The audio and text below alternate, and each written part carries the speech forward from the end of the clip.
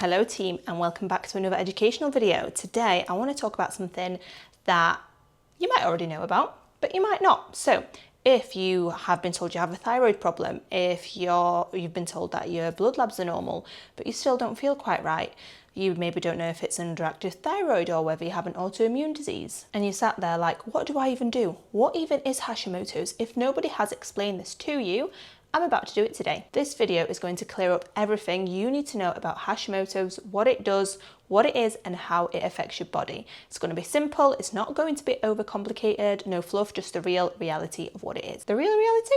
Yeah, we'll go with that. So let's make it as simple as possible.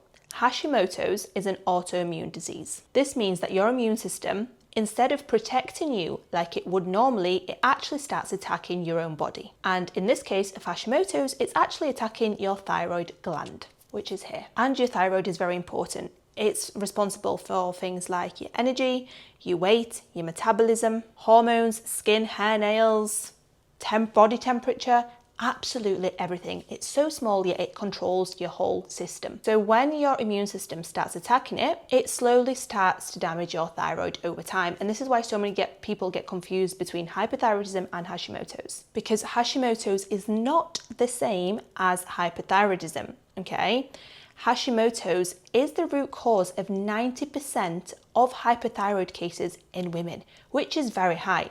And most of you will go and get diagnosed with hypothyroidism, but not actually Hashimoto's, whereas Hashimoto's tends to come first before hypothyroidism. So when we look at it in simple terms, Hashimoto's is the cause and hypothyroidism is the result. Now, I want to look at why you might feel terrible even though your labs are normal, because this is the part that frustrates me the most. Women get tested, the TSH, and it's in range and they get told it's absolutely fine and there's nothing wrong with them. But no one actually checks the full picture, and Hashimoto's symptoms start way before things starts to show up on bloods. It's normally about 5 to 10 years that your first symptom can start before your antibodies start showing up on bloods as high. So some of the symptoms that you might experience is things like fatigue, brain fog, struggling to sleep, bloating, weight gain, anxiety, low mood, etc. But your lab results still come back normal, right? And why?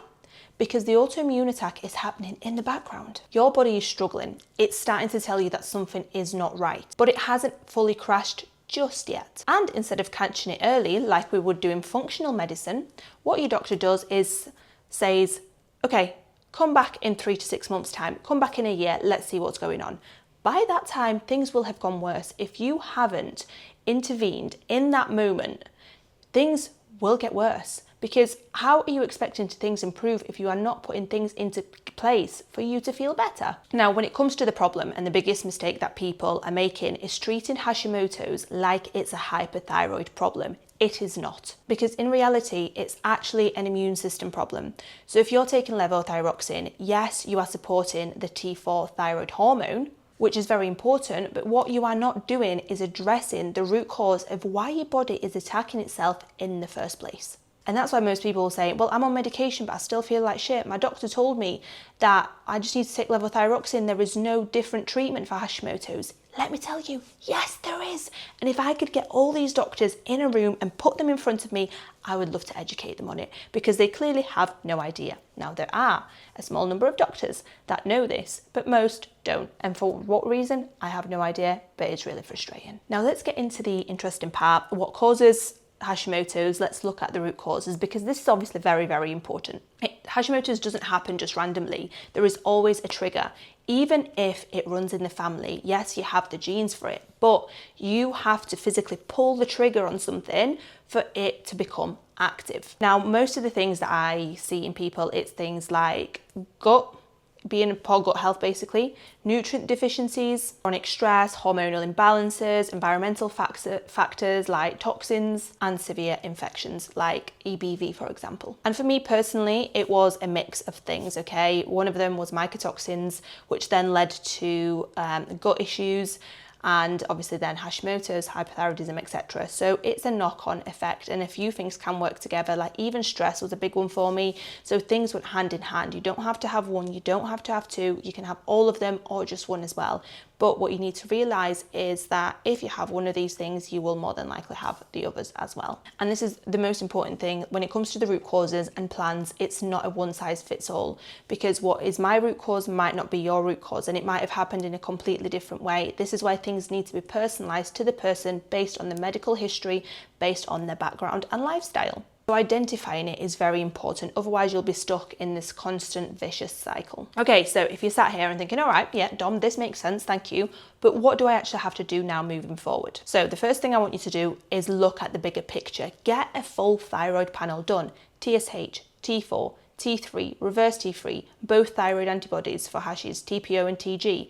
Then you will have answers in regards to your thyroid. Then we want to look at the bigger picture. Look at nutrient deficiencies, look at your stress, look at your gut health, and support your body properly. And this is the most important thing. Women will be just putting the body under more stress, under eating, overtraining, and that's not going to help. Making sure we're eating adequate calories, adequate protein, fats and carbs, making sure we're reducing stress, that we're sleeping well, and that we're prioritizing your blood sugar balance as well. And please, please, please stop chasing quick fixes. These thyroid gummies that you see, or this 8-week protocol someone has given you, like, stop chasing quick fixes, okay? Not one supplement is going to fix this. No magic pill would. If there was a magic pill that existed, trust me, none of us would have thyroid problems. There'd be so many of us feeling great, and would there be a very, very rich person in this world. Because as a whole, it's about understanding your body and working with it, and not doing things that are going to put you under more stress, under more pressure, and you're just going to end up burning out. And if there's one thing that I want you to take away from this video, is you are not crazy, okay? You are just being dismissed. You are not being educated. You don't have the right support around you. And it's really, really sad, and it's really not your fault, okay? The medical system is just purely failing you, failing me, and many other women around us as well. Hashimoto's is quite complex, okay? It's not simple, but once you start understanding it, it becomes a lot easier to manage and heal. So if you want a little bit more education around your thyroid and around your autoimmune disease, Hashimoto's, etc., I do have a free thyroid educational platform on School. It is linked below this video. You can always go join completely free and learn about your condition, okay? You can also follow me on Instagram, visit my website, get me on all the social media channels. The more the better. The more positivity you have around you, the better you will feel. And obviously, if you want one-on-one support, I'm here. So if this video helped you and you feel that it would help somebody else, go ahead and just send it to them, and I'll see you next week.